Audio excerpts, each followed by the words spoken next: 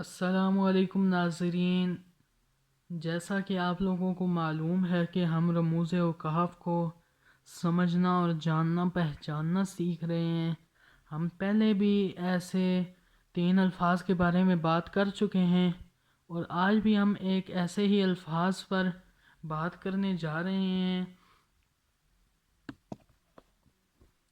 آپ نے قرآن مجید میں اکثر جگہ پر یہ چھوٹا سا زا دیکھا ہوگا۔ اس زا کا مطلب ہے یہ وقف مجوز ہے۔ وقف مجوز یعنی یہاں پر رک بھی سکتے ہیں لیکن آگے پڑھنا چاہیے۔